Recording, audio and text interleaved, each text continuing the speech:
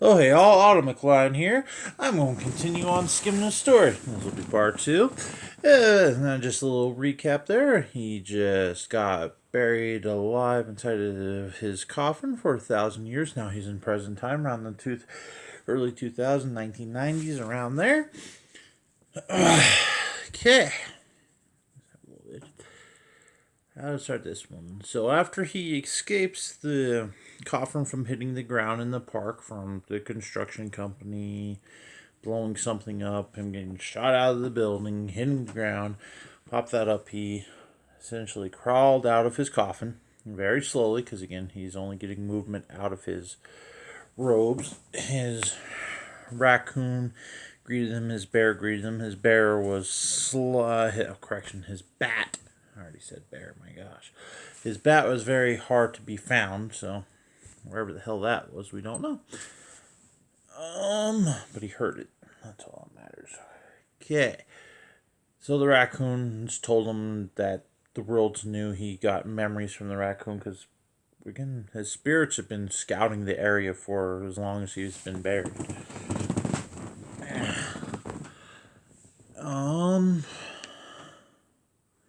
The bear told him that there's a job site nearby that he could be easily found, so he really needs to hide quickly.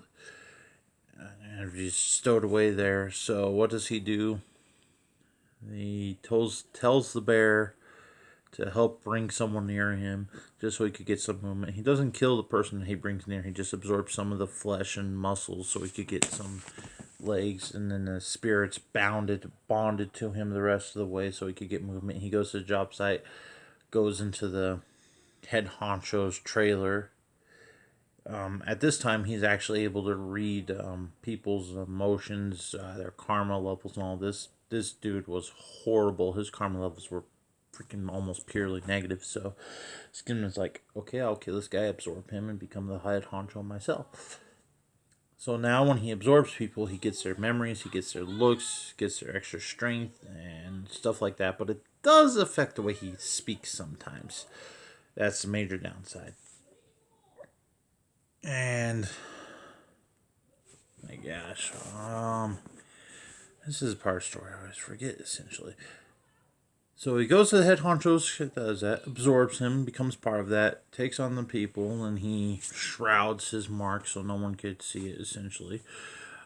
His robe also transforms into the clothes of what the person was wearing. That's more of a mimicry thing. The robes are just, from his mom. His mother's name was Darkrai. That's how he got his last name, was from his mother. And then Beatrice's bear is legitimately there to give him strength and all that stuff. His bat usually helps him hear. His raccoon's actually mainly for sight and dexterity, and all that stuff helps him thieve and hide away. So each one of his spirits actually helps him do stuff. They give him more strength and all that. And then, of course, Beatrice fused to him, helps him with his magical techniques. That makes him so he could process memories better as well. After absorbing the guy, he learned that he has a wife, that he has a mistress there, has a good old classic Mustang. It was a 72. No, it was a 62, correction. Well, this world is different than ours. I do have to mention that because, again, why? Why keep it the same as ours? Okay, so after absorbing the guy, learning all these memories, goes to the job site, tells people just to finish their job. He gives everyone his bonus, just spreads it amongst people. He's like, I don't need freaking money. If I need money, I'll just go possess someone else. Sheesh. Skimna's like, legitimately doesn't need food anymore, doesn't need that. He just occasionally does need to kill people in order to sustain his looks, because again, his flesh does melt away occasionally. His energy at this point isn't that strong. While the people are working, he's scouting in the surrounding area for more spirits to get bonded to his soul to help him scout and all that stuff. So he finds a squirrel, and in the main story that I have written down, I do give these animals names, but right now I'm not going to. So, But the Skrull becomes his scout to jump through trees, hunt food, tell him what's going on, living thing. But after he collects the Skrull, he finds his bat again. The bat helps him connect to his Shadowverse, which helps him out immensely. Makes it so he could actually travel through people's shadows and in the dark and all that stuff, hide away easily. He could also start regenerating some extra strength. His spiritual energy could sustain itself now if he's in the shadows long enough. The people working on the job site, they get that over with. He takes his Mustang, goes to the home, tells the wife that he's fucked up and all that. Don't swear, especially on YouTube. That's no. But no, he messed up and all that stuff. And he gave her all the rest of his money, all that stuff. Then he went and killed the mistress. Because again, he is sustaining himself. And the mistress was pretty damn evil herself.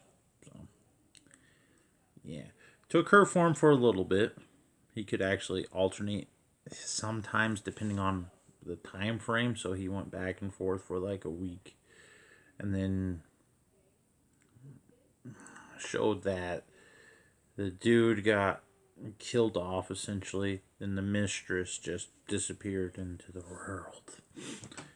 Screwed over all her contacts. Pretty much just screwed up her in general. And she's dead, so it doesn't matter. And takes the Mustang to another part of the country. This part of the country, though, he meets up with a girl that...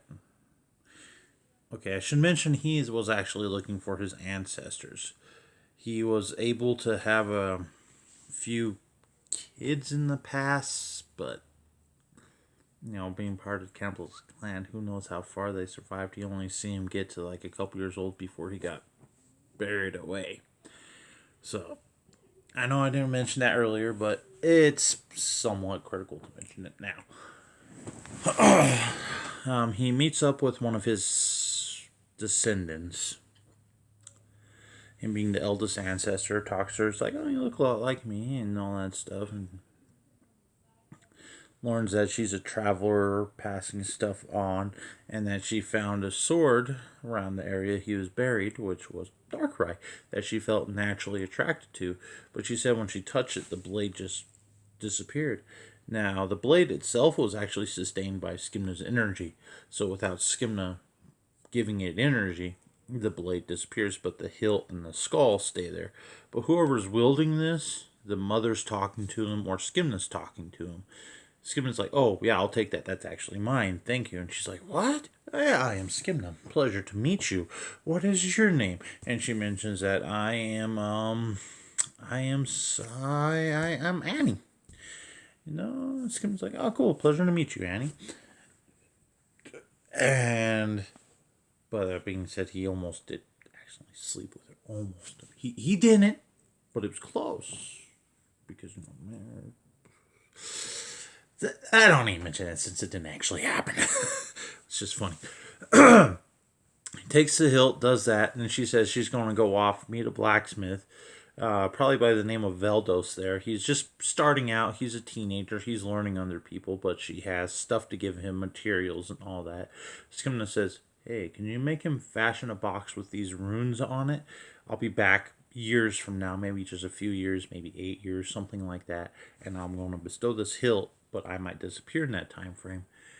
Only reason why Skimna's doing this because his mother's energy inside of him was saying that in order to reset your immortal energy, you have to bond to one of your descendants as well, communicate through their mind, give them something to do. You'll still be around, but if the world disappears, you have to have some tie-in so you're not gone forever.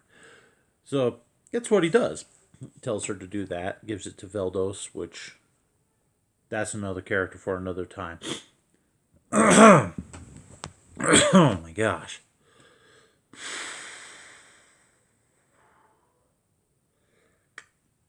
Wait, no, Veldos wasn't a teenager at this point. He was in his, let's see, 1950. He was at least in his 40s, maybe. Yeah, he was in his 40s. After Skimna collected all this energy and all that stuff, the Reaper of the world was starting to get attracted to him, knowing of what Skimna's doing. Being said, you don't want to be on the Reaper's bad side, because again, you don't want death being on your backside. He's like, oh my gosh, a person that's been alive for over a thousand years? Okay, well, did he get an immortal bond, or what the hell's going on here? He doesn't have his original flesh, his soul's still the same. So the Reaper met him, talked himself out. Reaper said, oh yeah, there's a few thousand of us watching over the world. I am the head Reaper. It's a pleasure to meet you, Skimna. Skimna just looks up. Cool. just like nothing. For how many people he's absorbed now, his mannerisms have changed. He's someone cusses a lot more. He's becoming real foul-mouthed, but the Reaper still has respect for him. And then Skimna just like takes out his sword, then it forms a blade. It's like the Reaper asked him to do this, so he just okay. What now? What do you want? Okay, Reaper. What the do you want? Okay, yeah. What? Reaper's like, I need to bestow power upon you. You got my attention. I've been watching you for the last few years. I need to bestow power upon you. You could take my spot. And Skimna's like, what? Hell yeah, I'll be the next Reaper. What? Nah. So then the Reaper tells him, just that mark on your hand, I know all about it. Just put it in me. It actually can absorb spiritual Reaper energy.